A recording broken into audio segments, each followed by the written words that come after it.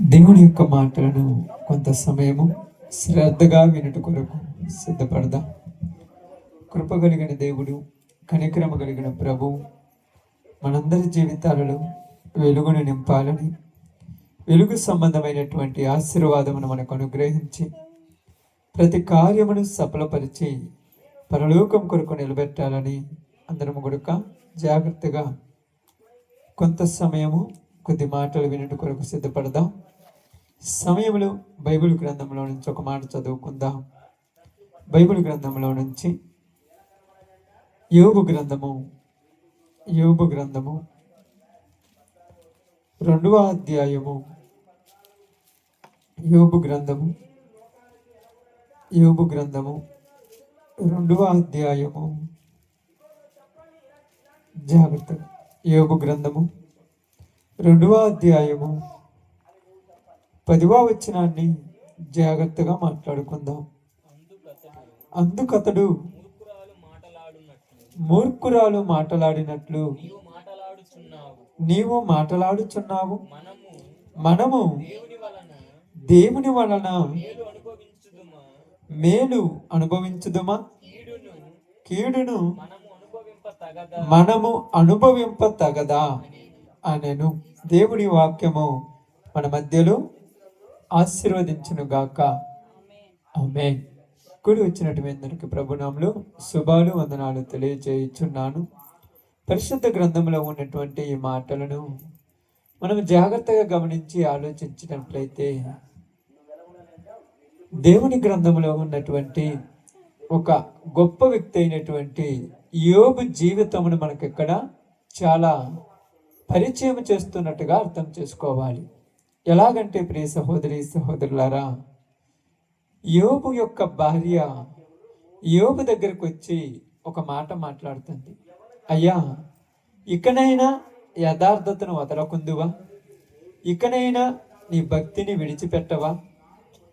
దేవుణ్ణి దూషించి మరణము కమ్ము అని మాట్లాడింది. ఆమె అలా మాట్లాడటం వెనక ఒక పెద్ద కారణమే ఉన్నది.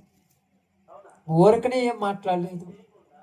ఈ కోణంలో మనం ఆలోచిస్తే యోబు భార్య మాట్లాడినటువంటి మాట చాలా విలువైన మాట.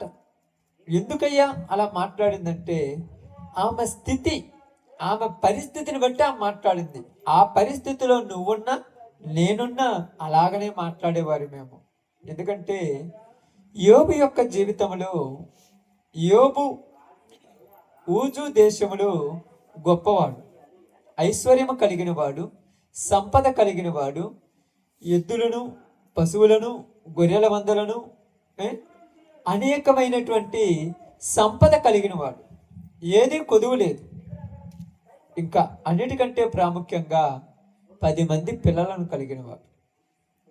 ఇప్పుడు వీళ్ళందరినీ కలిగినటువంటి యోబు తన భార్య తను సంతోషముగా, ఆనందంగా, సుఖమయముగా జీవితమును కొనసాగించుకుంటూ ముందుకు సాగుతున్నారు.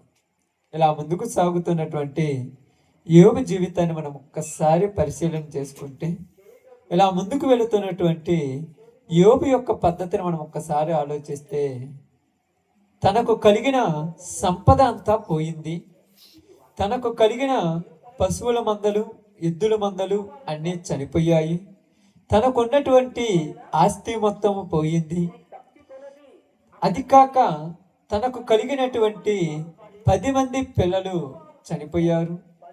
అదే విధముగా తన యొక్క శరీరము కురుపులతో నిండిపోయి, ఆ మాట మనం చదువుదాం. 9వ వచనం అనుకుంటే ఒక్కసారి చూద్దాం. అతడు ఒళ్ళు గోకు కొనుటకై చిల్ల పెంకు తీసుకొని బూడిదలో కూర్చుండగా అతని భార్య వచ్చి, నీవు ఇంకను యథార్థతను వదలకుందువా? దేవుణ్ణి దూషించి మరణము కమ్మెను. ఇక్కడ జరిగినటువంటి సిచ్యువేషను, యోబు యొక్క జీవితమును గమనిస్తే ఆస్తి పోయింది, ఐశ్వర్యం పోయింది, సంపద పోయింది. తన యొక్క శరీరం అంతయు కురుపులు పట్టుకున్నాడు. ఈ కురుపులు పట్టినటువంటి శరీరము, దాని మీద ఎలాంటి ఈగలు కానీ ఎలాంటి వాలకుండా, ఎలాంటి డస్ట్ అంటే ఎలాంటి విధమైనటువంటి వేరే రాకుండా ఒక పక్క బూడిదుంటే బూడిదలో కూర్చొని ఆ యొక్క పుండ్లు ఉన్నాయి కదా, ఆ కురుపుల నుంచి కారుతున్నటువంటి ఆ సీమంతా కింద పడిపోతుంటే చిల్లపి ఇంకొకటి తీసుకొని ఆ జలకు గీరుకుంటూ ఉన్నాడు. ఇప్పుడు ఈ సిచ్యువేషన్ చూసినటువంటి యోబు భార్య ఏమన్నదంటే, అయ్యా ఆస్తి పోయినా ఒప్పుకున్నా, ఐశ్వర్యం పోయినా ఒప్పుకున్నా, సంపద పోయినా ఒప్పుకున్నా, నువ్వు కట్టించిన మిద్దె కూలిపోయినా ఒప్పుకున్నా, పుట్టినటువంటి పిల్లలు చచ్చిపోయినా ఒప్పుకున్నా, నువ్వే అలాగైపోతే నేను ఎందుకు బతకాలయ్యా అంటే ఒక మనిషి జీవితంలో లేక లేక పుట్టినటువంటి కుమారుడికి ఏదైనా జబ్బొస్తే దేవుడిని అంటాం, దేవుడి అంత అన్యాయస్తుడు, లేక లేక పిల్లనిచ్చాడు, ఇచ్చిన బిడ్డకు జబ్బు పెట్టాడు, అసలు పిల్లని ఇవ్వకపోతే మంచిది ఉరియమన్నాడు ఆయన్ను. దేవుడిని దూషిస్తాము. ఏదైనా జరగకూడదు జరిగితే దేవుడిని అంటం అనేది సహజమే. ఇప్పుడు ఆమె ఎవరిని అనాలో అర్థం కాలేదు, ఏమి మాట్లాడాలో అర్థం కాలేదు, ఎందుకు మాట్లాడాలో ఆమెకు అర్థం కాలేదు. అందుకే ఆమె అంటుంది, అయ్యా నీకు వచ్చిన పరిస్థితిని చూసినప్పుడు, మనము అనుభవిస్తున్నటువంటి స్థితిని చూసినప్పుడు నాకు ఏమి అనాలో అర్థం కావట్లేదయ్యా. ఒక రకంగా చెప్పాలంటే నా మైండ్ అంతా ఖరాబ్ అయిపోయింది, ఒక పిచ్చి దాని వలె మాట్లాడుతున్నాను అనుకుంటున్నా. అంటే ఏది అచ్చుకు రాలేదు, ఏది తనకు నచ్చినట్టుగా లేదు, అంతా దెబ్బ మీద దెబ్బ, దెబ్బ మీద దెబ్బ, దెబ్బ మీద దెబ్బ తగులుతుంటే, సున్నితమైన మనసులు కదా స్త్రీలు, చాలా సెన్సిటివ్ మనసు కలిగిన వాళ్ళు స్త్రీలు, తట్టుకోలేక ఆ బాధతో ఆ ఎదురుగా భర్తను చూసినప్పుడు, ఆ భర్త యొక్క దేహం ఆ విధంగా అయిపోయినప్పుడు, ఆ భర్త యొక్క శరీరం అలా అయిపోయినప్పుడు, ఆ పరిస్థితిని బట్టి ఆమె మాట్లాడుతున్న మాట, అయ్యా ఎందుకయ్యా మనకి పరిస్థితి, అసలు ఎందుకు అన్నప్పుడు ఇప్పుడు ఆయన అంటున్నాడు, మూర్ఖురాలు మాట్లాడినట్టు నువ్వు మాట్లాడుతున్నావేంటి అంటే, మూర్ఖురాలు మాట్లాడినట్టు నువ్వు ఎందుకు మాట్లాడుతున్నావంటే, ఆమె పరిస్థితి అంతా తారుమారైపోయింది. ఆమె ఊహించింది ఒకటి, అక్కడ జరిగింది మరొకటి. ఆమె ఆలోచన ఒకటి, ఇక్కడ జరుగుతున్న పరిస్థితి మరొకటి. ఎన్నో పోతాయి అనుకున్నాము, కానీ ఒక్కసారిగా ఎన్ని పోతున్నాయంటే ఏమీ అర్థం కాలేదు. దెబ్బ మీద దెబ్బ, దెబ్బ మీద దెబ్బ, దెబ్బ మీద దెబ్బ, కోలుకోలేనని దెబ్బలు తగిలాయి. ఇప్పుడు ఆమె అంటుంది, అయ్యా ఎందుకయ్యా మనకు ఇంకా బ్రతుకు, ఏం చేద్దాం చెప్పు, ఈ అన్ని పోయినా కనీసం నీతో సుఖంగా ఉండాలనుకున్నా నీవైనా అలా ఉన్నావే, ఇక నా ఎందుకయ్యా, నీవు చచ్చిపోతే బాగుండే. ఏమంటుంది? చచ్చిపోతే బాగుండే. ఎందుకంటుంది? ఆయన బాధ ఏమో అనుభవిస్తున్నట్టుగా నువ్వు భరించేది కదా బాధ, నీ శరీరం అంతా కురుపులు పట్టిపోయింది. అప్పుడప్పుడు కొంతమంది వృద్ధాప్యంలోనికి వచ్చిన తర్వాత, లేదా వయసులో ఉన్నప్పుడు ఏదన్నా దెబ్బ తగిలి కానీ, ఏదన్నా రాకూడని జబ్బొచ్చి ఆ మంచంలో పడిపోయి ఉక్కిష్టాలు పాలవుతుంటే చూడలేక ఏమనుకుంటారంటే, ఆ దేవుడు తీసకపోతే బాగుండు కదా. ఎందుకంటే నైట్ పూట అరుస్తుంటారు, పగటి పూట అరుస్తుంటారు, కేకలేస్తుంటారు, మూలుగుతుంటారు, ఏం మాట్లాడుతుంటారో వాళ్ళకు కూడా తెలియదు, ఏమంటారో వాళ్ళకు కూడా తెలియదు. చిరాకు పడుతుంటారు. రాత్రి అని లేదు, పగులని లేదు, ఎండని లేదు, వానని లేదు. ఎన్ని గంటలకు లేచినా కూడా అక్కడ అన్నట్టుగా ఇదిగో పిట్ట ఊగి అంటే కోస్తా చూడు, అది పిట్ట ఎలాగైతే గుయిపెట్టుద్దో, అది ఎలాగైతే మూలుగుద్దు, అలా మూలుగుతూ ఉన్నప్పుడు అప్పుడప్పుడు అనుకుంటారు లోపల, దేవుడా తీసుకుపోయాయ్యా, ఆయన పడే తపని నేను చూడలేకపోతున్నానయ్యా, ఆయన పడుతున్న బాధ నేను భరించలేకపోతున్నాను. నిజంగా తీసుకపోతే ఆయన బాధ అయినా తగ్గుద్దేమో అంటే, కోపంతో కాదు, ద్వేషంతో కాదు, పగతో కాదు, ఆయన అనుభవిస్తున్న బాధ నీ బాధగా ఫీల్ అయ్యి నువ్వు అలా అంటున్నావు అంతే. చాలా మంది ఏమనుకుంటారంటే, ఏంది ఎలా మాట్లాడుతుంది, అసలు మైండ్ ఉందా లేదంటే, భరిస్తున్నాడు కాబట్టి ఉదయం పూట, మధ్యాహ్నం పూట, సాయంకాలం పూట, రాత్రి పూట కంటికి నిద్ర లేదు, కనీసము కడుపు నిండా అన్నం లేదు, కేకలేస్తుంటాడు, అరుస్తుంటాడు, గీ పెడుతుంటాడు, గోజాడుతుంటాడు. ఆ మంచం మీద నుంచి అటు తిరుగుతూ ఎటు తిరుగుతూ ఈ పక్క పుచ్చిపోయి ఉంటుంది, ఈ పక్క పురుగులు పట్టుంటాయి, ఈ కాలు లేయక ఈ చెయ్యి లేయక అమ్మ అయ్య అంటున్నప్పుడు ఈ బాధ భరించడం కంటే దేవుడు ఒక్కసారి తీసుకుపోయా. అలా అంటానికి రీజన్ ఏంటంటే ఆయన పడుతున్న తపన, ఆయన పడుతున్న వేదన, ఆయన పడుతున్న బాధను తట్టుకోలేక తీసుకపోతే బాగుండునేమో. అందుకంటుంది నువ్వు చచ్చిపోతే బాగుండునేమో.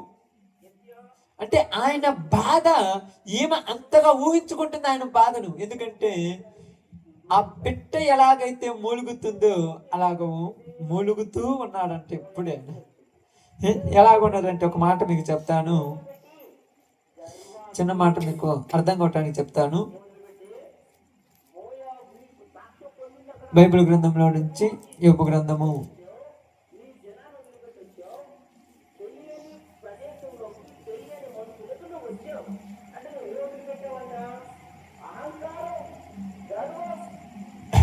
25వ అధ్యాయం అనుకుంటాను, చూద్దాం. 25వ అధ్యాయం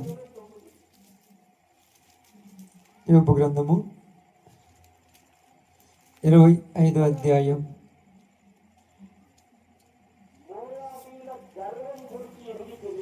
16వ వచనాన్ని ఒక్కసారి చదువుదాం. చూడండి. సారీ కీర్తన గ్రంథం 25వ అధ్యాయము 16వ వచనం.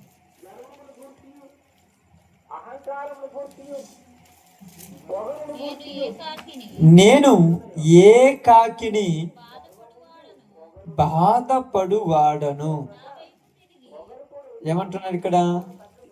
ఇక్కడ ఒక మనిషి దావీదు మాట్లాడినట్టు అంటున్నాడు. ఏమంటున్నాడు? నేను ఏకాకిని. ఇక్కడ యోబు పరిస్థితి ఎలాంటిదమ్మా? ఆయన బాధ ఒక్కసారిగా ఆయన చూసుకున్నప్పుడు ఆయన ఏమంటున్నాడు తెలుసా? నా బాధ ఇలాంటిది, నన్ను కనీసము ఆదరించేవారు కూడా లేదు. అంటే బాధ, ఈ బాధను వర్ణించటము ఎవరి వల్ల? అంటే బాధను పడేవాడికి తెలుసు, వర్ణించటం. మనం ఏమంటే వివరించాలని కొన్నిసార్లు చెప్పాలన్నా కూడా మాటలు రావు. అప్పుడప్పుడు ఎవరైనా హాస్పిటల్లో ఉన్నప్పుడు ఇంటికి వచ్చిన తర్వాత అడుగుతారు ఎట్టున్నారంటే, ఆయన పడే బాధమ్మ అసలు అది చెప్పలేకపోతా, నేను హాస్పిటల్లో ఉండలేక వెంటనే ఇంటికి వచ్చానని చెప్తారు. ఎందుకంటే ఆ వేదన, ఆ బాధ. అందుకని ఈ బాధ అంతా ఎవరు చూస్తున్నారు ఇక్కడ? యోబు భార్య చూసి ఏమంటుందంటే, అయ్యా నువ్వు చచ్చిపోయినా బాగుండునేమో. ఏమంటుండు? నువ్వు చచ్చిపోయినా బాగుండునేమో. ఎందుకు? ఒక మాట చూడండి ఇక్కడ. ఇది యోబు గ్రంథము 20వ అధ్యాయము 20వ అధ్యాయము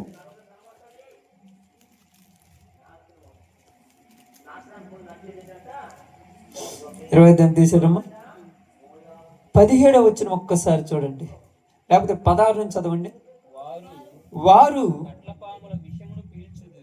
యోబు గ్రంథము 19:16 చదవండి. నేను నా పనివాణ్ణి పిలువగా వాడు ఏమీ పలకకుండా ఉన్నాడు. నా ఊపిరి నా భార్యకి ఏమైంది? అసహ్యమైంది. నా ఊపిరి నా భార్యకి ఏమైంది? అంటే ఊపిరి అంటే తెలుసుగా, నేను ప్రాణంతో ఉండటం నా భార్యకి ఇష్టం లేదంట. ఎందుకంటే కింద మాట చదవండి. ఎందుకంట? నేను కనిన కుమారులను నా వాసన అంటే నేను కనిన కుమారులకి నా వాసన ఎలా ఉందంటున్నాడు? అసహ్యము. ఎందుకంటే చూడండి ఇక్కడ 20వ వచనం చదవండి. నా ఎముకలు నా చర్మముతోను నా మాంసముతోను అంటుకొని ఉన్నవి. ఏందంట?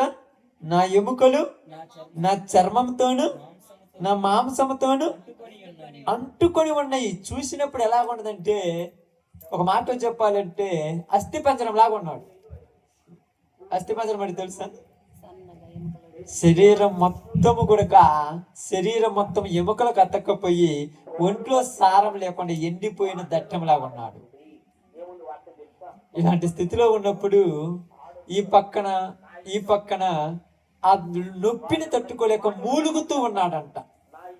మూలుగుతూ ఉన్నాడు. ఆ మూలుగు భార్య విని, అయ్యా ఆ ఊపిరి తీసుకపోతే బాగుండునేమో దేవుడు. ఆ ఊపిరి ఆమెకేమైంది, తట్టుకోలేకపోతుంది, ఆయన బాధ చూడలేకపోతుంది. ఈ పక్కన ఉన్నప్పుడు అమ్మా అమ్మా, ఈ పక్కన ఉన్నప్పుడు హయ్యా హయ్య అని ఆ మూలుగు చూడలేక తట్టుకోలేక బాధపడుతూ ఉన్నటువంటి ఆ భార్య అంటుందో, దేవుడా ఈయన తీసుకపోతే బాగుండునేమో. ఇప్పుడు యోబు తన భార్యతో మాట్లాడితే ఏమంటున్నాడంటే, చూడండి ఎంత స్థితిలో ఉన్నాడు, ఏ పరిస్థితిలో ఉన్నాడు. ఇప్పుడు తన భార్యతో ఆయన మాట్లాడుతున్న మాట ఏమంటున్నాడు చూడండి. మూర్ఖురాలు మాట్లాడినట్టు నీవు మాట్లాడుచున్నావు, మనము దేవుని వలన మేలు అనుభవించుదుమా, కీడును మనము అనుభవింప తగదా. అంటే దేవుడు ఎలాంటి వాడంటే మంచివాడు. దేవుడు ఎవరు చెప్తున్నాడు ఈ మాట? యోబు చెప్తున్నాడు. దేవుడు ఎలాంటి వాడు? మంచివాడు. ఎందుకయ్యా దేవుడు మంచివాడు అంటున్నావంటే, దేవుడు ఎప్పుడు చెడు చేయడు. బాగా ఆలోచించండి, దేవుడు చెడు చేయడు. ఇప్పుడు ఈయనకు వచ్చింది, ఈయన తప్ప అందరు చెడు అనుకుంటున్నారు. ఈయనకు వచ్చింది ఈయన తప్ప మిగతా వాళ్ళందరూ చెడు. తన భార్యకు కూడా అది చెడుగా అనిపించింది. కానీ ఆయన అంటున్నాడు,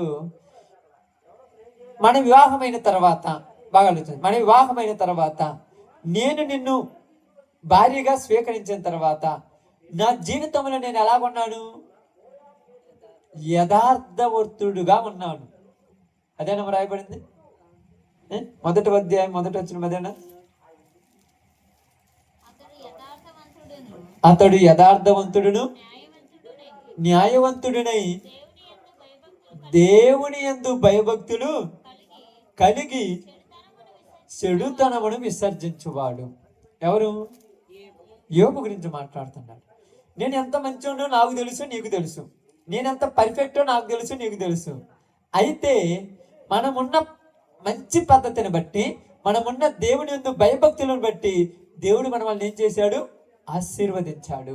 ఎలాగ ఆశీర్వదించాడంటే, 10 రూపాయలు కూడబెడితే 100 రూపాయలు అయినాయి, 100 రూపాయలు పెడితే 1000 రూపాయలు అయినాయి, 1000 రూపాయలు పెడితే 1,00,000 రూపాయలు అయినాయి, 1,00,000 పెడితే 1,00,00,000 రూపాయలు అయినాయి. ఒక బర్రెని తెచ్చుకుంటే 10 బర్రెలు అయినాయి, 10 100 అయినాయి, 100 1000 అయినాయి. ఒక ఎద్దుని తెచ్చుకుంటే 10 అయినాయి, 10 100. అంటే ప్రతిదీ ఆశీర్వదించాడు. ఎక్కడా కూడా నష్టం జరగలేదు. ఇటువల్ల తూర్పు దేశం మొత్తం కూడా పొలమంతా మందేను, ఇటువైపు ఆస్తి మొత్తం మందేను. బర్రెలు కానీ ఎద్దులు కానీ ఎన్నో నేను రాయబడింది అక్కడ మొదటి అధ్యాయంలో అనుకోండి చూడు. అంటే మీకు ఆ లెక్క కోసం చెప్తున్నాను.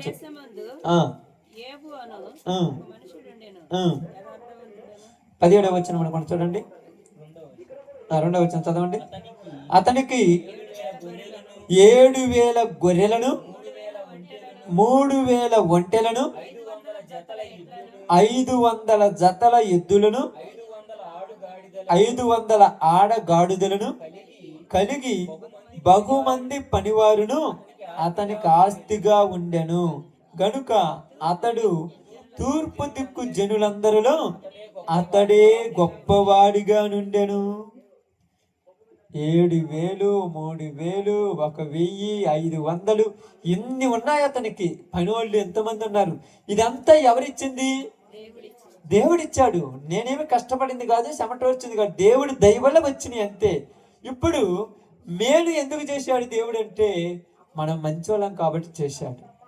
ఇంకా 10 మంది పిల్లలను కూడా ఇచ్చాడు. ఇప్పుడు మేలు ఇచ్చినప్పుడు మనం ఏం చేసాము? సంతోషించాము. ఇంకా మేలు ఇచ్చినప్పుడు ఏం చేసాము? అనుభవించాము. మేలు ఇచ్చినప్పుడు ఏం చేసాము? అనుభవించాము. ఎలాగంటే మీకు అర్థం కావడం చెప్తాను, మీకైతేనే బాగా అర్థమవుతుంది. అప్పుడప్పుడు మీ ఇళ్ళల్లో చికెన్ చేస్తారు. చికెన్ పెట్టినప్పుడు తినేది మీరే, పొడికారం పెట్టినప్పుడు కూడా తినాలిగా. అప్పుడు ఎందుకు పల్లె మిట్టుపోద్ది, మొఖం మిట్టుపోద్ది, ఒక వంక ఇటు చూస్తారు.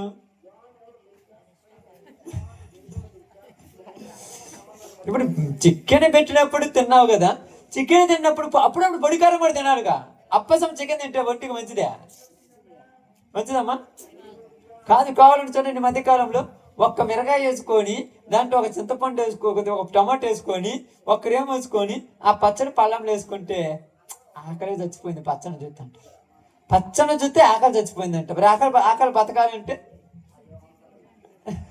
ఏం చేయాలి? ఆకలి బతకాలంటే ఇప్పుడు ఏం చేస్తారు? ఏదో కోడిగుడ్డు లేకపోతే ఏదో ఆమ్లెట్ ఏదో ఒకటి వేసుకుంటే కానీ మళ్ళీ ఆకలి బతకదు, లేకపోతే చచ్చిపోద్ది. అంటే ఏమంటున్నానంటే అప్పసము ఒకటే అనేది కరెక్ట్ కాదు. అప్పుడప్పుడు వేరేది కూడా రుచి చూడాలి నాలుక. అర్థమైందా? అప్పసము ఒకటే అనేది కరెక్టా? అది బాగుంటుందా చెప్పండి? అప్పసం ఒకటే తింటే బాగుంటుందా? అప్పుడప్పుడు తింటే మనమును అలవాటు పడతాం కొన్నిటికి. ఏం చేస్తాం? మనము కొన్నిటికి అలవాటు పడుతుంటాం. ఏటికి అలవాటు పడతామంటే కారం తిన్న మనము పప్పు కూడా అలవాటు పడాలి. అప్పుడప్పుడు ఒట్టి కారమే తింటాడు కుదిరిద్ది? బాగుంటుందమ్మా. అప్పుడప్పుడు అది కూడా తినాలి, దానికి తోడు ఇది కూడా తినాలి. అలాగే యోబు అంటున్నాడు, దేవుడు మనకు మంచి చేశాడు. ఏం చేశాడు? మేలు చేశాడు. మేలు చేసినప్పుడు అనుభవించామా లేదా? ఇప్పుడు చెప్పండి, అనుభవించామా లేదా? ఇప్పుడు కీడు కూడా చేశాడు, ఇప్పుడు ఏం చేయాలి? ఇప్పుడు చెప్పండి, మీరు కీడు చేశాడు, ఏం చేయాలి? నిజంగా చెప్పండి, అనుభవిస్తారా? ఒక సంవత్సరం పంట లాభం వచ్చింది, సంతోషపడతాం కదా. మరో సంవత్సరం నష్టం వచ్చింది, అదే సంతోషపడతామా? ఇప్పుడు చెప్పండి, ఏవైతే మాత్రం అనుభవించాలంటే మనకొద్దా? ఏవైతే అనుభవించాలయ్యా మనకొద్దా? అంతే చెప్తున్నాడు చూడండి. ఇదిగో దేవుని వలన మేలు అనుభవించాము కదా. ఎందుకు మేలు చేశాడు దేవుడు? మనం గొప్పలం కాబట్టి. ఇప్పుడు కీడు చేశాడంటే దాని వెనుక పెద్ద కారణమే ఉంది. ఏ కారణం లేకుండా ఇంట్లో మీరు పచ్చన్నారు, కారణం ఉంది. ఏంటిది ఆ కారణం?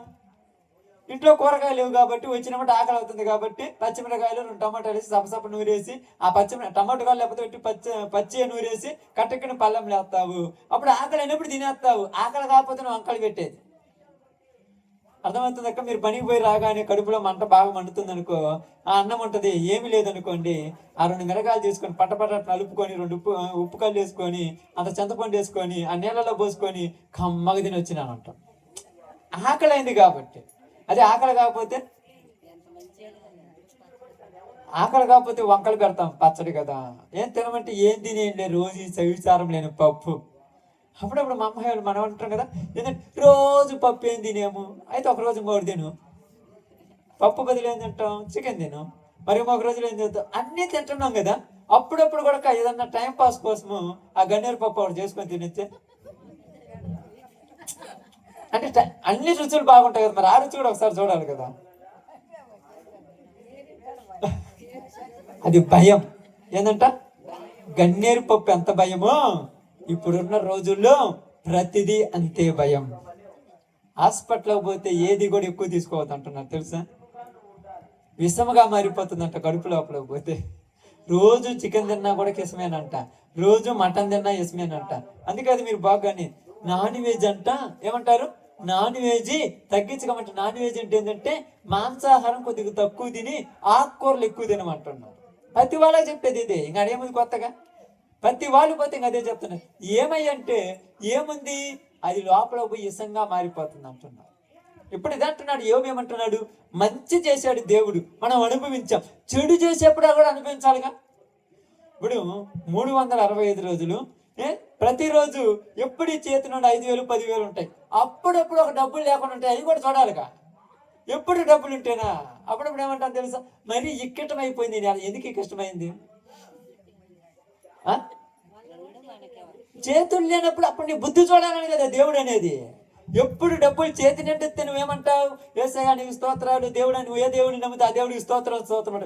ఒక్కొక్క రోజు డబ్బులు లేని రోజు వస్తావు. అదేమంట తెలుసా? ఈ నెల అలా వచ్చి రాలేదంట. పోయిన సంవత్సరము ఆ నెల, పోయిన సంవత్సరం కూడా డిసెంబర్ నెల, పోయిన సంవత్సరం కూడా వస్తాయి. మరి అప్పుడు ఎట్లా వచ్చింది? ఇప్పుడు ఎందుకు వచ్చి రాలా? ప్రతిదీ ఏం చెప్పాలంటే మంచి చేసినటువంటి దేవుడు చెడు కూడా చేస్తాడు. దేవుడు చెడు చేస్తాడంటే ఖచ్చితంగా చేస్తాడు. చెడు అంటే కీడు కాదు, అది ఒక రకమైనటువంటి విధం చేస్తాడు. ఎందుకంటే యోబు ఏమంటున్నాడు, దేవుడు అన్యాయం చేయుట అసంభవం. దేవుడు అన్యాయం చేయడు. నీకు ఈ రోజు ఇది జరిగించినా కూడా మంచిది అనుకోవాలి. అందుకన్నాడు యోబు తన భార్యతో, దేవుని వలన మేలు అనుభవించుతున్నాము కానీ కీడు అనుభవింప తగదా. అంటే కీడు కూడా ఏం చేయాలి, అనుభవించాలి. అప్పుడప్పుడు అలవాటు పడితే కదా, బోలేనప్పుడు పొత్తుంటానికి అలవాటు అవుతుంది. అప్పుడప్పుడు ఉపవాసాలు ఏదో ఉపవాసాలు పత్తులు ఉన్నామనుకో, ఒకరోజు ఇంట్లో బియ్యం లేకపోవడం ధైర్యంగా బయట నడుగుతావు, ఏందిరా ఈరోజు పోలేదంటే, నాకెందుకు రోజు కడుపు నిండి తినొచ్చిన అంటావు. ఎందుకు అలవాటు పడ్డావు కదా.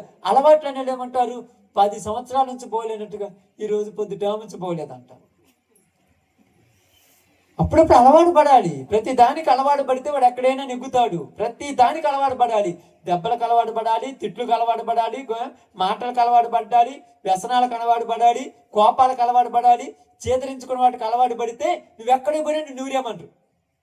కానీ అలవాటు లేకపోయిననుకో, ఒక మాట అనగాని ముఖం మీద తిప్పుకొని నన్నే అంటువని నువ్వు అంటావు. అంటే నీకు తీసుకొచ్చి బంగారం పెట్టినప్పుడు మాత్రము మంచోడే, బంగారం పెట్టకుండా నీ దగ్గర ఏదన్నా అడిగితే మాత్రం చెడ్డోడా. అదే అంటుంది ఇక్కడ, దేవుని వలన మేలు అనుభవించాము కదా, కీడు అనుభవింప తగదా. మనిషి జీవితంలో మేలు వస్తుంది, కీడు వస్తుంది. మేలు వచ్చినప్పుడు సంతోషంగా ఉండకూడదు, కీడు వచ్చినప్పుడు ఏడవకూడదు. ఎప్పుడు ఒకేలాగుండేవాడే గొప్పోడు. వాడు ఎవరైనా ఎప్పుడు ఎలాగ ఉండాలి, ఒకే విధముగా ఉండాలి. ఎందుకంటే చూడండి, బైబిల్ గ్రంథంలో యోబు గ్రంథము 5వ అధ్యాయము 17వ వచనం ఒకసారి చదువుదాం. 5:17. దేవుడు గద్దించు మనుషుడు ధన్యుడు. కాబట్టి సర్వశక్తుడగు దేవుని శిక్షను తృణీకరింపకము. ఇప్పుడు దేవుడు నన్ను శిక్షిస్తున్నాడు దేనికోసం? ఆమేన్. దేనికోసం నన్ను శిక్షించేది? మంచి కోసమే. ఏదైనా ఏం చేయాలి? మంచి కోసం. అందుకేమంటున్నాడు తెలుసా, దేవుడు ఏ విషయంలో కీడు చేయడు.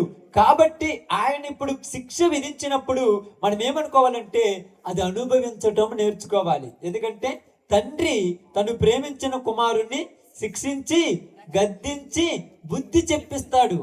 ఎందుకు శిక్ష అంటే మంచి మార్గంలో నడవటానికి. మీ అందరికీ నిజంగా చెప్తున్నారు, ఇక్కడ చాలా మంది దగ్గర డబ్బులు ఉన్నాయి, ఆస్తి ఉంటుంది, ఐశ్వర్యం ఉన్నా, లేని వాళ్ళం ఊరిమి లేము. ఏదో కొద్ది గొప్ప ఒక 1/2 ఎకరాన్ని, ఒక 5 సెంటు అయినా ఉన్నవాళ్ళం ఉన్నాం, లేని వాళ్ళం అంటే ఊరిమి లేము.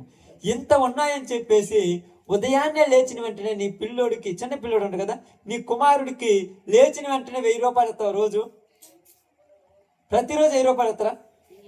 ఎందుకని? ఎప్పుడైనా చెప్పండి. మన కాడ ఉన్నాయి కదా, పొలాలు ఉన్నాయి, ఆస్తి ఉంది, డబ్బులు ఉన్నాయి, బంగారం ఉంది. లేని వాళ్ళు ఎవరన్నా ఉన్నామా? మీరు ఊరికి చెప్పండి మనస్ఫూర్తిగా నేను లేనని అనే మాట మనకు రాదు. అందరికి ఉన్నాయి. లేచినామంటే ప్రతిరోజు 2000 రూపాయలు ఇచ్చి ఎంజాయ్ చేసి రారా, మన దగ్గర చాలా ఉందని ఎవరైనా ఎత్తరా? ఎందుకని? ఎప్పుడు ఇస్తే బాగా నొక్కుతుండేనా? తెలియక ఖర్చు పెడతాడేనా? వాడింది తెలియదు 2000 రూపాయలు తీసుకెళ్ళేసి బ్రహ్మాండం ఖర్చు పెడతాడు. ఎందుకని? బాగా అర్థం చేసుకోండి. ఎందుకు ఇయ్యమంటే నీ కాడ ఎన్ని కోట్లున్నా వాడికి ఇయ్యాల్సిన మనసు నీకు ఉండదు.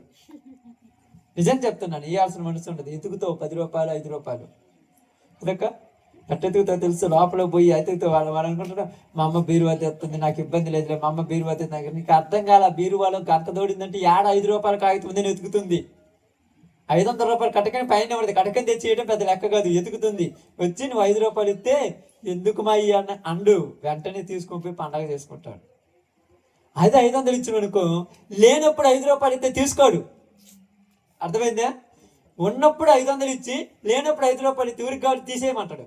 అందుకని ముందు నుంచే 5 రూపాయలు ఇచ్చావు కాబట్టి ఎప్పుడో ఒకసారి 500 ఇస్తే అప్పుడు నీకు దండేస్తాడు. అంతే. మా అమ్మ బంగారం, మా నాన్న బంగారం అంటాడు, 100 మందికి చెప్పుకుంటాడు. అదే రోజు 500 ఇచ్చి ఒకసారి 5 రూపాయలు ఇచ్చిన అనుకో, మా అమ్మ మా నాన్న వాళ్ళు అన్నిటికీ ఖర్చు పెడతారు కానీ నాకు మాత్రం డబ్బులు ఇవ్వరు. దేవుడు ఏమంటున్నాడంటే నీకు ఎప్పుడు ఏది ఇవ్వాలో ఆయనకు తెలుసు. మీరు ఒక పొజిషన్ వచ్చినప్పుడు, వయసు వచ్చినప్పుడు, వివాహమైన తర్వాత ఉన్న 50 ఎకరాలు కానీ ఉన్న 10 ఎకరాలు కానీ కొడుకు పేరు మీద కోడల పేరు మీద రాసేసిన తర్వాత వాళ్ళకు పిల్లలు పుడితే వాళ్ళకు కూడా 1 రూపాయి వాళ్ళు మళ్ళీ. ఎందుకంటే వాళ్ళకి తెలుసు ఇది ఎట్లా పడితే అలా ఇస్తే దాని విలువ లేదు, దాని కష్టము చూపించిన తర్వాత ఇవ్వాలి. ఈ రోజుల్లో చాలా మంది పిల్లల్ని ఏం చేస్తున్నారంటే చెడగొడుతున్నాం. తప్పని కాదు కానీ నిజం చెప్తాను, చెడగొడుతున్నాం. ఎలా చెడగొడుతున్నామంటే కష్టము తెలియకుండా పెంచి. కష్టం తెలియదు పిల్లలకి పాపం. మీరు అనుకుంటున్నారు కష్టం తెలుసు, ఎవరికి తెలియదు. కొన్ని ప్రాంతాలకు వెళ్ళినప్పుడు పిల్లల్ని ఏం చేస్తున్నారంటే కష్టం తెలిసేటట్టుగా పెంచుతారు. ఏంటంట కష్టం తెలిసేటట్టుగా ఎలా పెంచుతారంటే, ఒక ప్రాంతంలోనికి నేను వెళ్ళినప్పుడు నాకు నైట్ పూట అక్కడే నేను పడుకున్నాను. అక్కడ పడుకొని ఉదయాన్నే వేరే ప్రాంతానికి వెళ్ళాం కాబట్టి ఎట్లేదన్నా కూడా 3, 4, 5ంటికి లేయాలి, ఖచ్చితంగా లేయాలి. ఒక నైట్ 12ంటికి 1 గంటకు పడుకున్నా అక్కడక్కడ పడుకోనిరు కదక్క. ఇంట్లోనైతే 1 గంట లేట్ అయినా ఇబ్బంది ఏమి ఉండదు. అక్కడికి పోయిన తర్వాత ఏంటి పాస్టర్ గారు 12, 10 దాకా పడుకొని 8 దాకా పడుకొని అనుకుంటారని ఉదయాన్నే 5 గంటలకల్లా లేయాలి. 5 గంటలకు లేసినప్పుడు వాడు చదివేది 5వ తరగతి 4వ తరగతి అని అంట పాపం. అంతోడు లేచి చీపిరి తీసుకుని వచ్చి ఆడున్నటువంటి గొర్రెలు దొడ్డు ఊడుతున్నాడు. వాళ్ళ నాన్న లేచి టీ తాగుతున్నాడు. నేను గొర్రెలు దొడ్డి మొత్తం ఊడుతున్నాడు. ఊడ్చిందంతా ఒక మూలన కుప్ప పెడితే 3వ తరగతి చదువుతున్నటువంటి వాళ్ళ చెల్లెలు వచ్చి ఆ గంప తీసుకుని వచ్చి దాంట్లో ఎత్తుతుంది. నేనుండి ఏందన్నా మీరు టీ తాగుతున్నారు, వాడు అది ఎత్తుతున్నారంటే, నేను తెత్తి వాడికి టీ తాపింది అనుకో వాడి జీవితంలో లెక్క చేయండి అన్నట్టు. వాడికి తెలియాలి కష్టం. 500 ఎట్టొచ్చాయో తెలిస్తే వాడికి అర్థమవుద్ది. 5 గంటలకు లేపి ఆ యొక్క దొడ్డి మొత్తం తెలుసు కదా, కొర్ల దొడ్డి అటువంటి తెలుసు కదా, ఆ దొడ్డి మొత్తం ఊడిపించి ఆ చెల్లెలకు ఎత్తిన తర్వాత ఇప్పుడు ఏం చేస్తారు తెలుసా? అంత వచ్చి ఆ చెల్లెలు వాడిద్దరు కలిసి చెరువు పక్క పట్టుకొని తెసిపోతారు దొడ్డికి, ఆడికి దెబ్బలేకి. నేను చూసి ఇది చాలా కోపమన్నా కఠినమన్నా, చివరిలో మీకు ముద్ద పెట్టాలంటే ఇట్టోళ్ళు పెడతారని మాకు నమ్మకం ఉంది. అందుకే చెరొక 50 లక్షలు, చెరొక 50,000 అకౌంట్లు వేసుకున్నాం, పెద్ద అయితే మాకు అవి చూసి పెడతారు వాళ్ళు అంటున్నారు. ఈ రోజు మరిచిపోయి వాడిని రోజు ఉదయాన్నే 10 దాకా పడుకోబెట్టి లేపి రెడీ చేసి క్యారేజ్ పెట్టి బడికి పంపించి మళ్ళా సాయంత్రం 4ంటికి రాగానే టీ పెట్టి పాలిచ్చి వాడికి మళ్ళా సాయంత్రము నూడిల్స్ తెచ్చిస్తే 4 రోజులకు దేశంలో గాలిలో మావాడు మొదటోడు అవుతాడు అన్నాడు. దేశంలో గాలిలో ఉన్నారు చూడు, ఆ గాలిలో నా కొడుకు ఫస్ట్ గాలివాడు అవుతాడు. అట్ట పెంచకూడదు అని మా నాన్న నన్ను అట్ట పెంచి పాడు చేశాడు. ఇప్పుడు ఇన్నిట్టాడి తిప్పితే వాడి కష్టం విలువ అర్థమవుద్ది అన్నాడు. మీకు మనసురా తెలుసు మీ పిల్లల్ని అలా పెంచడానికి. ఎందుకంటే వాడు ఏమన్నా అనుకుంటారేమో. అసలు ఇంట్లో వాళ్ళు ఒప్పుకుంటారు ముసలోళ్ళు. మీరు దునపోతులాగా మంచం మీద పడుకొని వాళ్ళ చేతులు కసు కొడుతారు లేదంటారు. నిజంగా వాళ్ళ అమ్మ వచ్చి రే ఏంటంటే ఒకటే చెప్పాడు, నా కొడుకుని ఎలా పెంచాలో నాకు తెలుసు. వాళ్ళ అమ్మది అంది, నా పిల్లల్ని ఎలా పెంచాలో నాకు తెలుసు. ఒకవేళ వీడు 10వ తరగతి పేరైనా ఈ గొర్రెలను కాసుకుని నేను బతుకుతాడని చెప్పాడు. మళ్ళీ వాడు ఎలా తెలుసా? స్కూల్లో ఫస్ట్ వాడేనంట. స్కూల్లో ఫస్ట్ వాడే, 100కు 95 మార్కులు తక్కువ రావు ఏంటో అని చెప్పి అంత బాగా ఎలా చదువుతున్నాడంటే కష్టం విలువ తెలిసినోడు ఈ కష్టం చేయటం కంటే శుభ్రంగా చదువుకొని కాలు మీద కాలు వేసుకొని ఆఫీసులో ఉంటాం మంచిది అనుకుంటాడని చెప్పాడు. ఇప్పుడు మీరు ఎండకు పోయి కష్టపడుతుంటే వాడికి ఏం తెలియదు, నీ కష్టం విలువ తెలియదు. నీ దగ్గర 500 రూపాయలు అన్నీ ఉన్నాయి అనుకో, మా అమ్మ మా నాన్న దగ్గర ఇన్ని డబ్బులు ఉన్నాయి, వాటిలో 2 ఎత్తే బాగుండి అంటారు. చూడాలందరికీ మా ఇంట్లో ఇన్ని డబ్బులు ఉన్నాయి మీకేం తెలుసు అంటారు. నువ్వు పొద్దున 8 గంటలకు పోయి సాయంత్రం 5 గంటల దాకా ఎంత లావుని కష్టపడి నోటెమ్మిటి రక్తం పడ్డా అది తుడుచుకొని ఏమీ లేదని కష్టపడితే ఇంట్లో అవి దాచి పెడితే వాటిని చూసి 12 దాకా అనుకుంటున్నాడు. ఇంట్లో నువ్వు 12ంటికి లేయిరా బోధన అన్నా కూడా నీ మీద కోపమే. బోధన అని కూడా చెప్పకూడదు. వాడు బుద్ధి పుట్టినప్పుడు లేస్తాడు, బుద్ధి పుట్టినప్పుడు బోధంటాడు. ఆ లేచి 11ంటికి 12ంటికి లేచి ఆ టైంలో నువ్వు పనికి పోయినప్పుడు అన్నం వండి పప్పు వండి ఆడు పెడతావు కదా, ఏమంటాడు తెలిసి వచ్చినాక, బోబెట్టాను కూడా దిక్కులేదు నీకు, బోబెట్టాను కూడా గతి లేరు నాకు. అరే నువ్వు 12ంటికి లేస్తే నువ్వు పని అనుకుని బోబెట్టాను నీకు, నీ పద్ధతి అని వేసిపోయి బోండు వేసుకొని తినలేదు. ఎందుకంటే మనం ఏమంటాం, ఒక్క కొడుకు లేక పుట్టిండుగా అల్లరి మధ్యకి పెంచాం, నెత్తిని దాన్ని తీసుకుంటాం. అల్లరి ముద్ద అంటే నెత్తిని మరీ దాన్ని తీసుకుండేది. నెత్తిన కాలు పెట్టి తంతున్నా కూడా ఏం కాదు మా బంగారం అంట. చివరికి దేశంలో గాలోళ్ళల్లో మొదటోడు అవుతాడు అంతే. ఒక ప్రాంతంలో గాలోడు ఉండంటే ఈడే మొదటోడు అని చెప్పుకోండి. ఎందుకంటే ఎవరికి తెలియకుండా చివరికి ఏమైపోతాడు? పనికి మాలిన వాళ్ళు కూడా మొదటోడు అవుతాడు. కానీ దేవుడు పనికి మాలిన వాళ్ళు చేయట్లా. ఐశ్వర్యం ఇచ్చిన దేవుడు ఆపదను కూడా తెప్పించాడు. కష్టాలలో ఉన్నప్పుడు నా బిడ్డ ఎలా తట్టుకుంటాడు? బాధలలో ఉన్నప్పుడు నా బిడ్డ ఎలా తట్టుకుంటాడు? ఒకవేళ తినటానికి తిండి లేనప్పుడు నా బిడ్డ ఎలా బతకగలడు? ఒకవేళ రోగాలు వచ్చి, కష్టాలు వచ్చి, ఇబ్బందులు వచ్చినప్పుడు నా బిడ్డ బతకగలడా? మనం ఏమనుకుంటాం తెలుసా?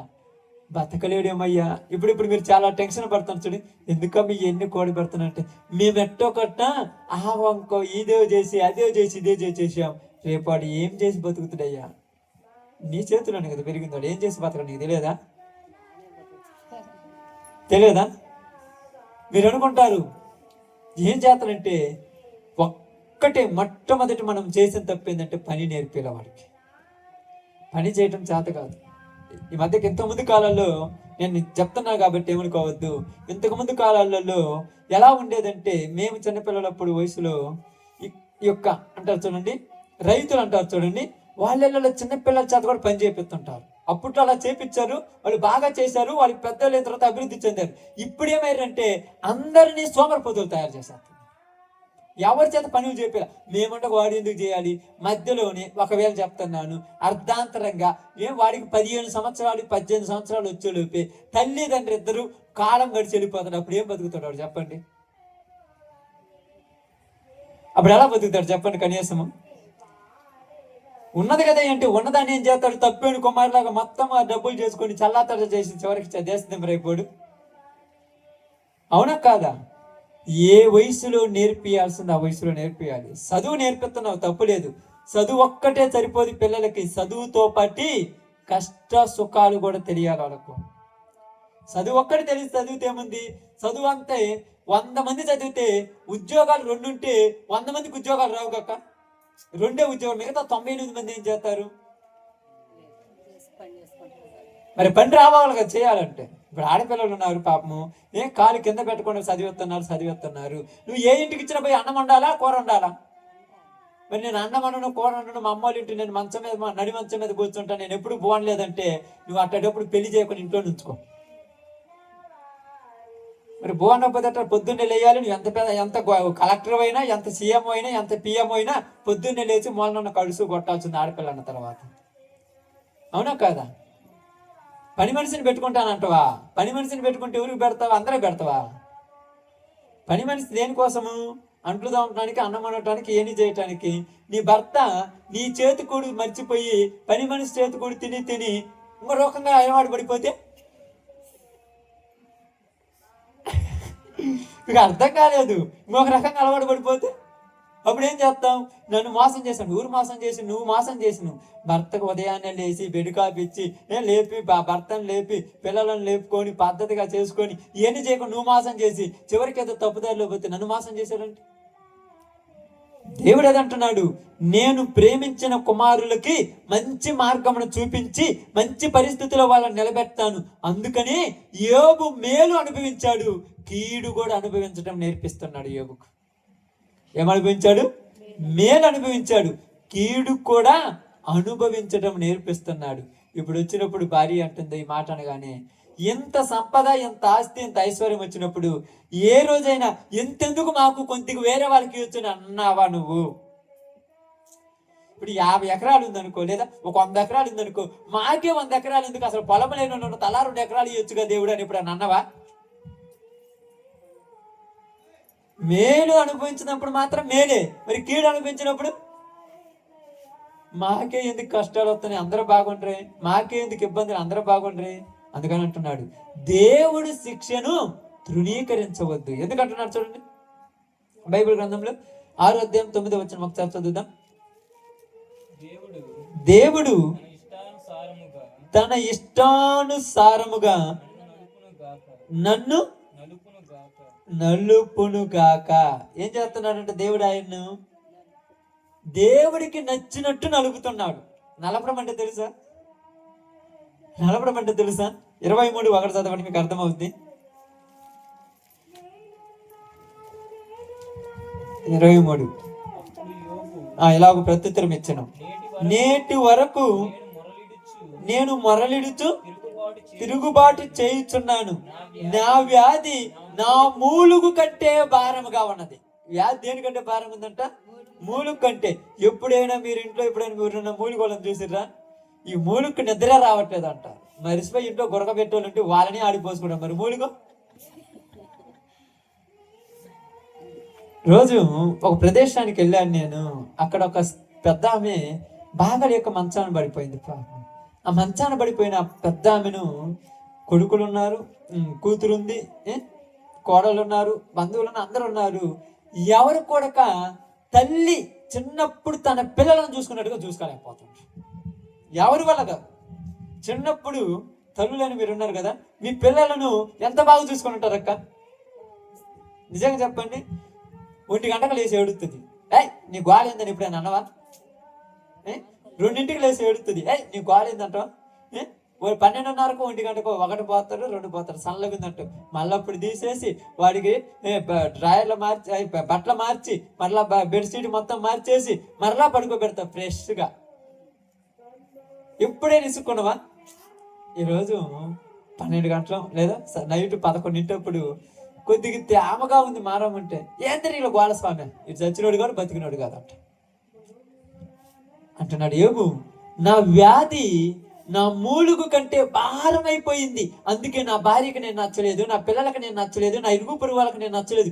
ఎవరు కూడా నన్ను ఇంట్లో ఉంచుకోవడానికి ఇష్టపడట్లేదు. ఎందుకు ఇష్టపడట్లేదు?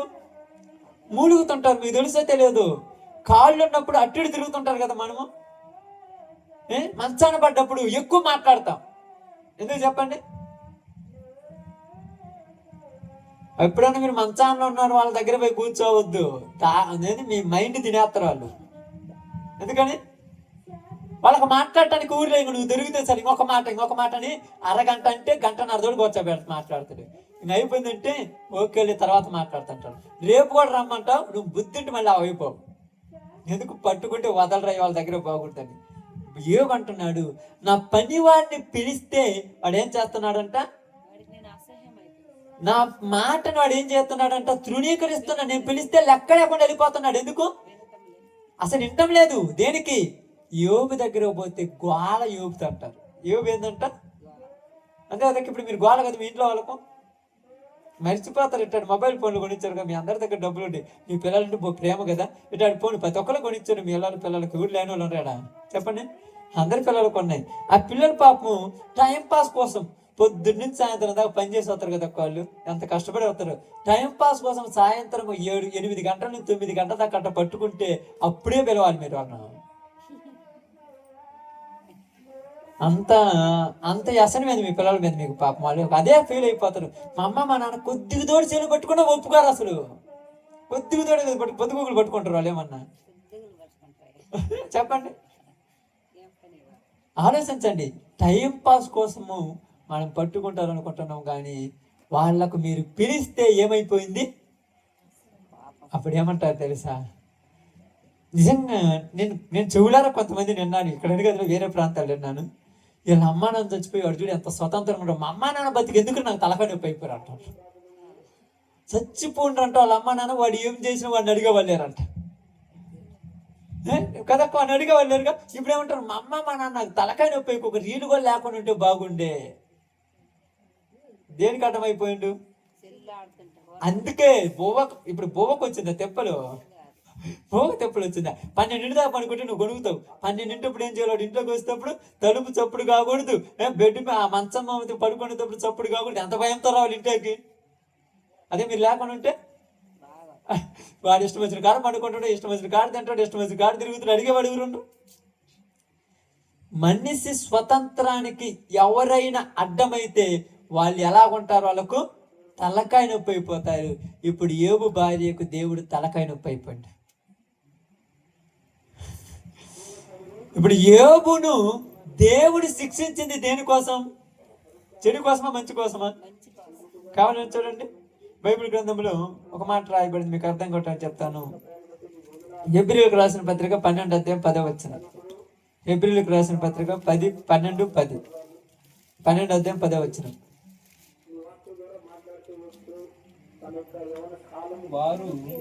వారు కొన్ని దినముల మట్టుకు తమకిష్టము వచ్చినట్టు మనలను శిక్షించిరి గాని మనము తన పరిశుద్ధతలో పాలు పొందవలనని మన మేలు కొరకే ఆయన శిక్షించుచున్నాడు. దేనికోసమంట? మేలు. ఒక శిక్ష వచ్చిందంటే వెనక మంచి ఉన్నదని అర్థం.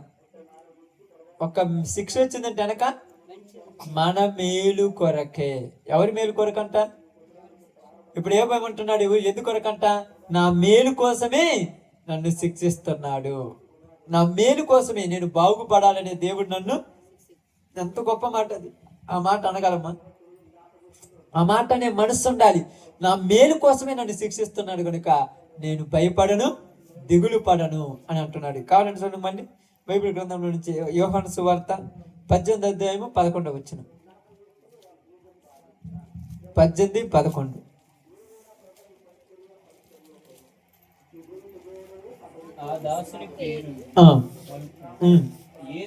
యేసు కత్తిని వరలో ఉంచుము, తండ్రి నాకు అనుగ్రహించిన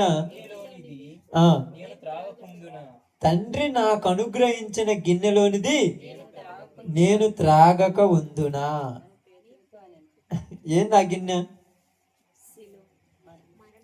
దేవుడికి అది నాకు ఇష్టమైంది, ఇది ఇవ్వాలని. ఈరోజు ఈ స్థితి, నేను ఈ స్థితిలో ఉండాలని ఎవరికి ఇష్టమైంది?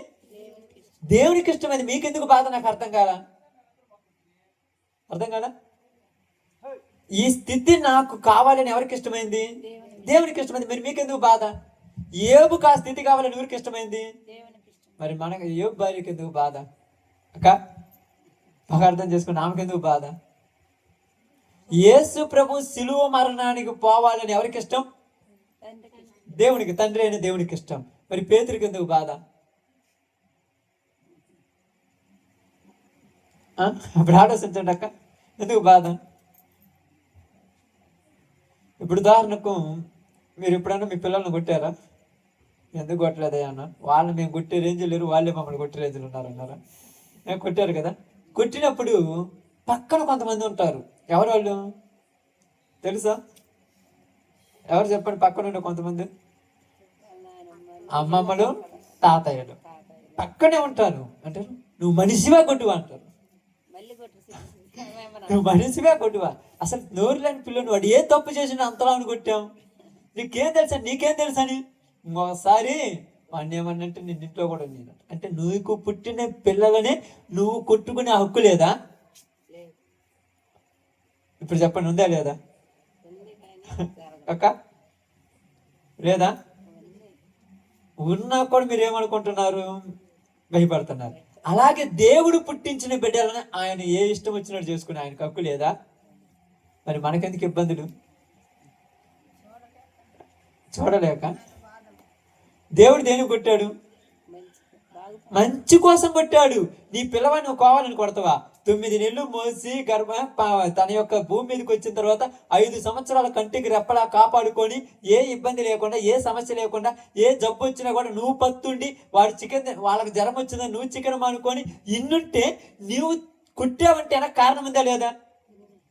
ఇప్పుడు ఆ పిల్లోడికి జ్వరం వస్తే వాళ్ళ తాత వాళ్ళ ముత్తాత ఏమన్నా చికెన్ తినకుండా ఉండరా? ఇప్పుడు చెప్పండి అక్క, వాళ్ళ నాయనమ్మ వాళ్ళ అమ్మమ్మ ఏమన్నా చికెన్ తినకుండా ఉందా? నువ్వు ఒక్కదాని, తండ్రి కూడా చికెన్ తింటాడు. నీకు తెలుసా? తండ్రి కూడా చికెన్ తినవుతాడు.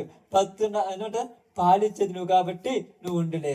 మీకు తెలని కావాలని చూడండి, రాత్రి అర్ధరాత్రి అయితే తండ్రి కూడా ఒక మంచం మీద పోయి పనుకుంటావు. నువ్వే కాపలా కాయాలి. ఇప్పుడు నువ్వు కొట్టి హక్కు లేదా? నువ్వు అనుకో లేవని చివరికి నీకేం హక్కు లేదు. ఇప్పుడు దేవుడు అంటున్నాడు, నేను పుట్టించిన వాణిని శిక్షించే హక్కు నాకు లేదా అన్నాడు. ఏమన్నాడు? ఇర్మీయా గ్రంథంలో, కుమ్మరి పాత్రను తనకిష్టం వచ్చినట్టు చేసుకుంటాడా లేదా? కుమ్మరి పాత్రను తనకిష్టం వచ్చినట్టు చేసుకొని చుండగా నీకెందుకు నష్టం? నువ్వు అడిగి పోయి అదేంది మూతి వంకుంది, ఇదేంది కొయ్యలాగా తిప్పినావు, ఇది చక్క ఉండాలి కదంటే నా పాత్ర నా ఇష్టం వచ్చినట్టు చేసుకున్నా అడగటానికి నువ్వు అంటాడుగా. కుమ్మరివాని ఇంటికి పోమని చెప్పాడు అక్కడ ఇర్మియా గ్రంథంలో. నువ్వు కుమ్మరివాని ఇంటికి పోతే అక్కడ అర్థమవుద్ది తనకు నచ్చినట్టుగా. ఇప్పుడు ఈ రోజు ఈ పొజిషన్ నాకు ఉండాలని ఎవరికి నచ్చింది? కానీ అందరికి నచ్చడం. దేవుని పని చేస్తున్నాడు, ఎంత ఉన్నాడు, ఏనకేంది, ఇన్ని ఎట్టుంది, అందరిలా నీకు నచ్చలేదని దేవుని నిందించడం కరెక్టా? నేను నాకు ఈ పొజిషన్ ఇవ్వాలని ఎవరికి నచ్చింది? దేవుడికి నచ్చింది. అందుకు ఆయన అన్నాడు తెలుసా, ఎవరికి ఏది ఇవ్వాలో అది నా యొక్క ఇష్టము, నాకు నచ్చినట్టుగా నేను ఉంచుకున్నాను, నీకెందుకు బాధ? అందుకే చాలా మంది ఏం చేస్తారు తెలుసు, మీకు తెలుసు తెలియదు, మనకు దేవుడికి నచ్చందని అడిగేస్తుంటాం అందరం. దేవుడికి నచ్చందని అడిగేస్తాం. దేవుడికి నచ్చంది ఏంటంటే, ఇప్పుడు దేవుడు నన్ను పుట్టించింది అనుకోండి, దేవుడికి నన్ను నల్లగా పుట్టించాలని ఇష్టం. రోజు ప్రార్థన ఏం చేస్తాం, నన్ను ఎర్రగా చేయి ప్రభు, ఎర్రగా చేయి ప్రభు. దేవుడిని నల్లగా పుట్టించాలని ఆయనకు నచ్చి నువ్వు ఎర్రగా చేయమంటున్నావు, అర్థమైంది? వ్యతిరేకమేగా. ఆయనకు నచ్చినట్టు నిన్ను చేసుకున్నాడు. ఇలాగుంటే నాకు పెళ్లి ఎట్ట అవుద్దంటే మీకు అర్థం కాల. అట్టాటి నల్లటోడికే బంగారం లాంటి మొగుళ్ళు వస్తారు, ఎర్రగున్నోడికి నల్ల బొగ్గు లాంటి మొగుళ్ళు వస్తారు. నిజం. కావాలంటే పోయి చూడండి కొన్ని చోట్ల. ఏంటంటే వాళ్ళందరూ పోయి ఏందో చేసినట్టు నాకు నల్లటోళ్ళు అంటే ఇష్టం అంటాడు ఎర్రట ఆయన. మనమేం చేయలేంగా. దేవుడు ఎక్కడ ఎవరిని రూపిస్తారో వాళ్ళకు కావలసినటువంటి రూపం మరలా తయారు చేసి పెడతా. అది నాకు నచ్చినట్టుగా. కాకి నల్లగా ఎందుకు పుట్టించావంటే, కాకి నల్లగా ఉంటేనే దేవుడికి ఇష్టము. నువ్వు ఎర్రగా పుట్టేమంటే ఏమంటావు దాన్ని? ఏమంటారు అక్క? ఎర్రగా ఉంటే ఏమంటావు చెప్పు? కాకంటావా? మరి ఏమంటావు దాన్ని? జముడి కాకంటావు.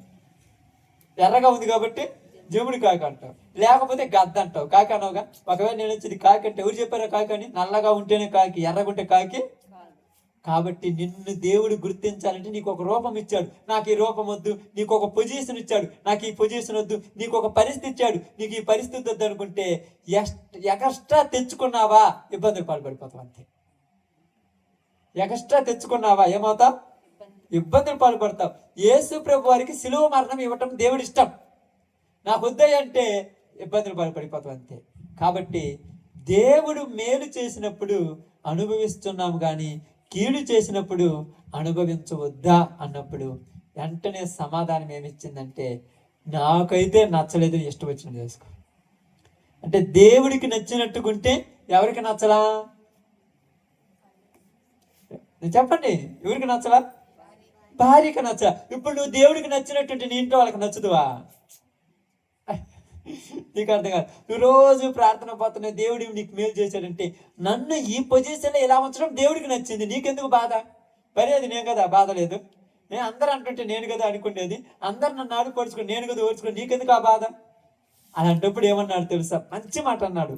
చూడండి, కీర్తన గ్రంథము 39వ అధ్యాయము చాలా మంచి మాట అన్నాడు. ఈ మాట చదువుకొని ప్రార్థన చేస్తాను. చాలా మంచి మాట అన్నాడు. 39వ అధ్యాయం 1వ వచనం. నా నాలుకతో బాగానండి, పాపము చేయకుండానట్లు నా మార్గములను జాగ్రత్తగా చూచుకొందును. ఎవరంట? భక్తిహీనులు నా ఎదుట ఉన్నప్పుడు నా నోటికి చిక్కము పెట్టుకుంటానన్న. మూర్ఖులు మాట్లాడినప్పుడు మాట్లాడకుండా ఉండటమే మంచిది. 100కు 1000% మంచిది. మూర్ఖులు మాట్లాడినప్పుడు ఏం మాట్లాడతారు మూర్ఖులు నీ దగ్గరకు వచ్చి? ఎంత ప్రార్థన చేస్తున్నావు, రోజు దేవుడు దేవుడు అంటున్నావు, నీకేం మేలు చేశాడంటే నోరు మూసుకుంటే నీ అంత గొప్పడు లేడు ప్రపంచంలో. వాళ్ళకి ఏం సమాధానం చెప్పలేవు. అందుకన్నాడు, భక్తిహీనులు నా ఎదుటిన్నప్పుడు నేనేం చేస్తానన్నాడు? నోటికి చిక్కం పెట్టుకుంటున్నాడు. ఇప్పుడు నా దగ్గరికి వచ్చి నువ్వు ఎంత సేవ చేస్తావు, నిన్ను చేస్తున్నా, దేవుడు ఏది నీకేమీ లేదంటే వాళ్ళకి సమాధానం చెప్పకూడదు. ఏం చెప్పినా వాళ్ళు మూర్ఖులు. అర్థమయ్యేవాడికి చెప్పొచ్చు, అర్థం కానోడికి చెప్పొచ్చు. అర్థమయ్యి కానోడికి ఏం చెప్పలేవు. ఎన్ని చెప్పిన ఏమంటారు తెలుసా? ఇవన్నీ కాదు, కానీ లోకంలో ఒక విలువ ఉందిగా, ఏ భార్య ఇలాంటి వాళ్ళు. అందుకేమన్నాడు ఆమెను? మూర్ఖురాలు నువ్వు మాట్లాడుతున్నప్పుడు నేనేం చేయాలి? నోరు మూసుకోవటం మంచిది. ఎక్కువ మాట్లాడిననుకో అవసరమైతే నువ్వే చేసాం పెట్టి చంపేస్తా. అంతే. ఎక్కువ మాట్లాడితే ఏమంటారు తెలుసా? నీకేం తెలుసా నా బాధ అంట. ఏం బాధ నీ బాధ? కొంపని మునిపోయి అంత బాధ. చూడండి, యోబుకు లేని బాధ యోబు భార్యకేంది? అర్థమైందా? యోబుకు లేని బాధ యోబు భార్యకేంది? ఏం చూడలేక అనుభవించేది ఆయన, కురుపులు వచ్చింది ఆయనకు, బోర్డు మీద కూర్చొని చెలపెంకుతో గోక్కుంటుంది ఆయన. ఏమికెందుకు? చేతనైతే అంత ముద్ద పెట్టరాదు, లేకపోతే పక్కన కూర్చోరాదు. ఏదో ఒక ప్రేమ ఉన్నట్టు, ఒక లాలన చేసినట్టుంది, కానీ ఏమన్నా ఉందా?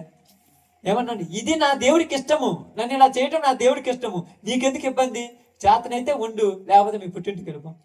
అంతే పచ్చిగా చెప్పాడు. వెళ్ళిపోతే ఏమంది? నువ్వు చచ్చిపోతే బాగున్నట్టు. నిన్నేమన్నా చేయమంటా చాకరీ?